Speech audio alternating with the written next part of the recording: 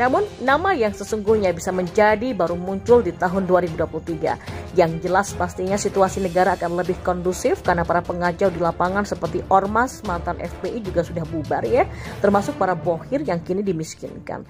We believe, kita percaya pada kekuatan doa agar Tuhan mengirimkan pengganti Jokowi yang lebih berani dari dirinya. Kita berharap pengganti Jokowi akan lebih dari Jokowi. Karena ke depan pekerjaan rumah bagi Indonesia itu masih banyak, terutama أعوذ بالله من الشيطان الرجيم لقد جاءكم رسول من أنفسكم عزيز عليه ما عنتم حريص عليكم بالمؤمنين رؤوف رحيم. Saat Mahfud MD belak-belakan sebut efek baik pembubaran FPI kepada masyarakat. Menurut saya justru sangat banyak yang ingin ini dibubarkan. Senang kalau ini dibubarkan. Kalau dilihat sekarang itu di media massa, di medsos, kan sebenarnya kalau di logika kita aja kan lebih banyak yang senang. Oleh karena sudah judul bubar, tidak boleh dia mengatasnamakan lagi organisasi untuk melakukan kegiatan karena legal standingnya secara jujur tidak ada. Nah kalau tidak terima, diuji mari di pengadilan kan itu. Dia ingin menjadi satu ormas, harusnya mengikuti aturan-aturan yang berlaku. Kalau dia sebagai ormas, tentunya apabila ingin diakui sebagai ormas, disesuaikan dengan undang-undang tentang keormasan. FPI menjadi organisasi yang bertentangan dengan nilai-nilai Pancasila. FPI juga berkali-kali melanggar aturan hukum yang sangat mengganggu stabilitas umum dan merugikan orang lain. Tindakan FPI ini juga diperparah dengan premanisme berjubah agama. Praktek premanisme berjubah agama yang dilakukan oleh FPI merusak nilai-nilai Islam Indonesia, mengganggu tatanan toleransi dan nilai kemanusiaan dari Islam kita. Syukur kehadirat Tuhan karena tahun 2021 ini banyak karunia yang melimpah yang diberikan pada kita. Mulai dari keadaan ekonomi yang membaik, menurunnya kasus corona, hingga tertangkapnya satu persatu oknum dan gerombolan ekstremis yang sudah lama mencabik-cabik toleransi di negeri ini. Dan ternyata dengan ditangkapnya pentolan mantan FPI dan dibubarkan ormas tersebut, kegaduhan reuni Wiro Sableng berhasil diredam. Termasuk juga demo-demo tuntutan kenaikan upah yang tak ditunggangi kepentingan jahat setelah puluhan rekening ormas terlarang dibekukan. Well done, my master.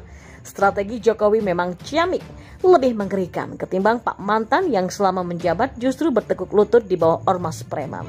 Kini jelang tahun baru sudah terasa kebijakan tegas Jokowi yang membawa efek baik kepada masyarakat, contohnya pembubaran FPI. Seperti dilansir dari suara.com, Menko Polhukam Mahfud MD menyampaikan bahwa tindakan pemerintah dalam membubarkan Ormas Front Pembela Islam atau FPI membuat kondisi politik lebih stabil pada akhir tahun 2020 dan awal 2021.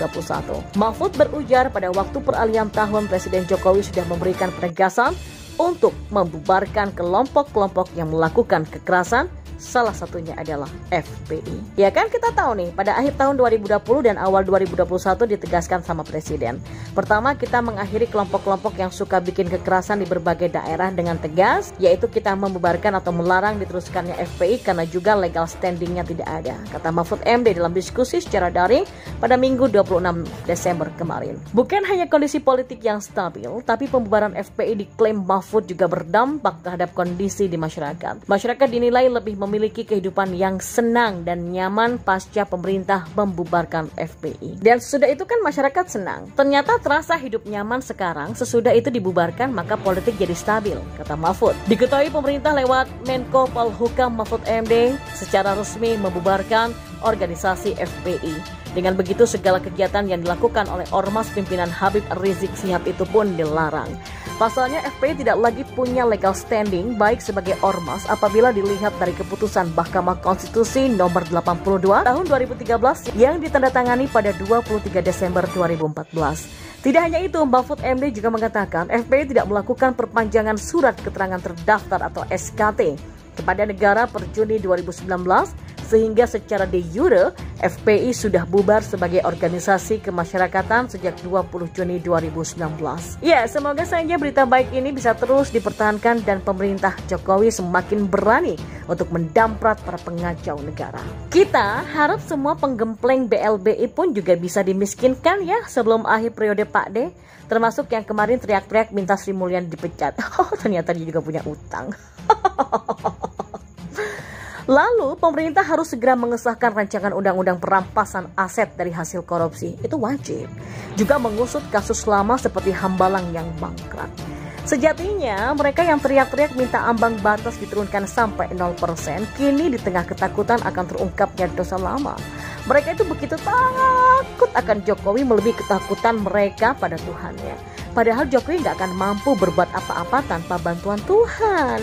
Jadi, kalau mau suatu saat Tuhan akan mengungkap harta timbunan hasil korupsi mereka, sekalipun bukan lewat Jokowi, yaitu pasti akan terjadi. 3 tahun ke depan akan menjadi ajang pertarungan untuk memperebutkan tiket emas 2024. Saya masih berkutat dengan paut tangan. Meski gaungnya sudah terlihat dari sekarang, namun nama yang sesungguhnya bisa menjadi baru muncul di tahun 2023. Yang jelas pastinya situasi negara akan lebih kondusif karena para pengacau di lapangan seperti Ormas, mantan FPI juga sudah bubar ya, termasuk para bohir yang kini dimiskinkan. We believe, kita percaya pada kekuatan doa agar Tuhan mengirimkan pengganti Jokowi yang lebih berani dari dirinya. Kita berharap pengganti Jokowi akan lebih dari Jokowi. Karena ke depan pekerjaan rumah bagi Indonesia itu masih banyak.